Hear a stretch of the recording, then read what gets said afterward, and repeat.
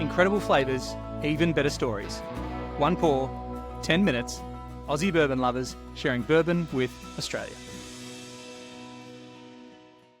I'm excited that you're pouring for me tonight. What are you pouring me? Some Elijah Craig.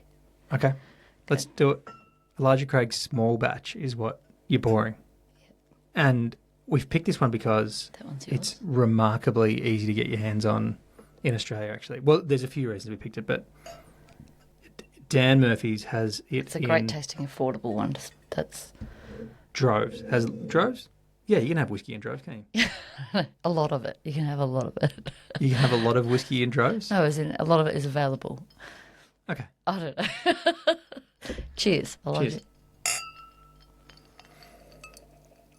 There's something great about Elijah Craig small batch, actually, that I reckon is pretty cool, which is that it is Yeah. one of the oldest whiskies that you can get as a kind of entry level. Like it's for the Elijah Craig brand. This is the one that you get straight away. The age statement that they say is 8 to 12 years. Oh, that's a good aging. Like Amazing. And you smell it like on the nose. You get it straight away, right? yeah, You're getting that nice oaky, smoky, oaky. It's one of the oaky ones. It's one of the ones that you get that lovely oakiness on. Beautiful. Beautiful. Lovely.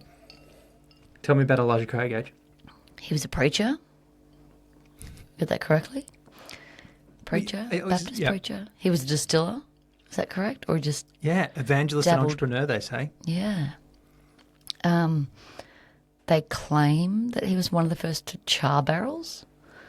Which, there's a lot of claims around whiskey and bourbon, and every distillery has a claim, but this is their claim, that he potentially was one of the first to char the barrel, which definitely would have changed the landscape for bourbon.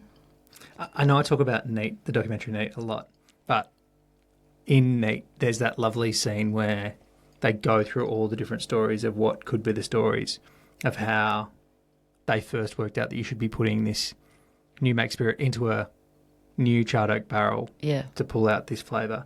And Elijah Craig, of course, is one of the stories. Yeah. They first discovered it, they sent it down a river. It was an accident, wasn't it? Well, so this is that's another one of the stories, right? Yeah. They sent the white dog, is that right? Oh, new make spirit, the white dog. Yeah, down the river in a oak barrel, and then all the rolling around and time, and got to the other end and tasted good, and I thought, this is a great idea. If the only good thing that comes from someone listening to Aussie Bourbon Lovers is that they watch Neat, what a duty to the world we would have done. Exactly. They should also try some bourbon, and Elijah Craig one is a recommendation. Absolutely. Yeah. Lots of time in the barrel compared to lots of other kind of really easy to get, kind of super accessible bourbons you can get in Australia. So that's pretty cool. This is a good, well-aged, affordable, easy to source. Tell me, small batch. What do they classify as a small batch? So great. What a great question. And the answer is that there's actually no specific classic. The only thing it can't be is a large batch. I'm pretty sure I've got that right. It's the only. That's real. That's real. What's a large batch then? Well, exactly. So they just put small batch when it's just. I thought there was a number. No. There had to be a certain number of barrels. Yeah, no, I don't think so. So I think it's like a thing, and I think that like out of duty and honour and all that kind of stuff, I think like Jim Beam White Label doesn't call itself small batch. But I'm pretty sure that that's the rule. I should get my book out. I really thought we should. Maybe this is something we should research. So I can double check that exact thing. But that I'm pretty sure small batch just means it's not a large batch. They put it on lots of things. But having said that, of the small batch whiskey, what they call small batch whiskies or small batch bourbons, this is one that gets a lot of acclaim. And in maybe 2018, I'm not sure, San Francisco Whiskey Prize, they gave this the best small batch bourbon in the world. And I think it's won it a few times again since then.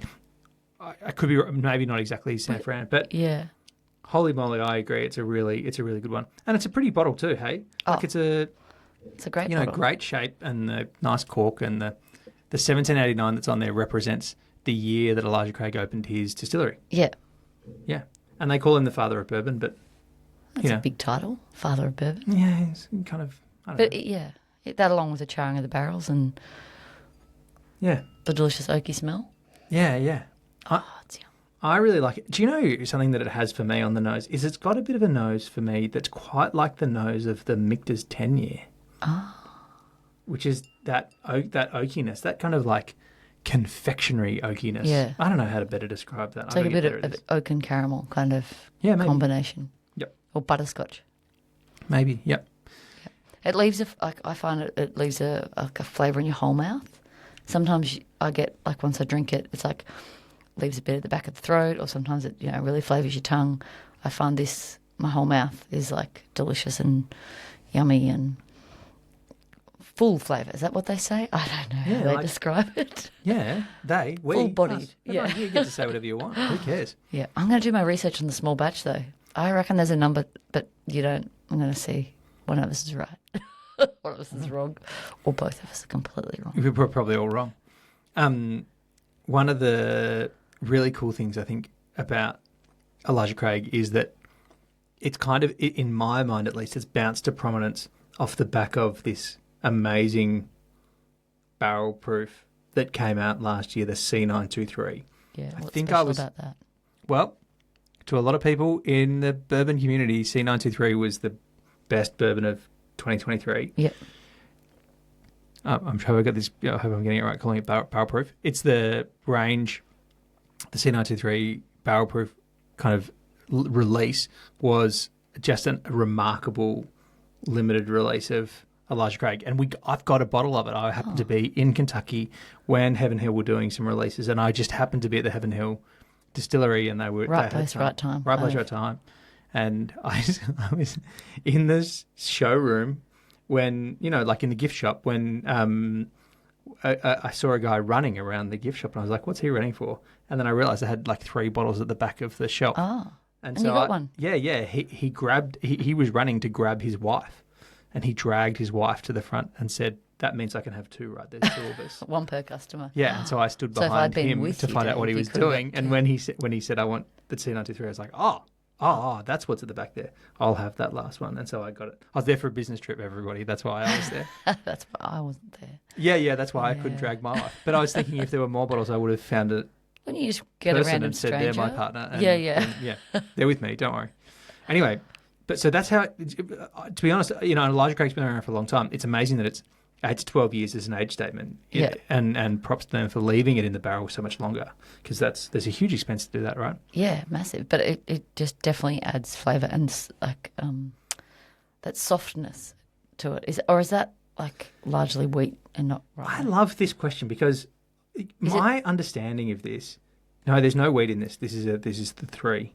Yeah, so this is rye and malted barley. So that softness comes from the age. So, and everyone can correct us. Tell us in the comments Please whatever do. you like, because I'm going to have this a little bit wrong.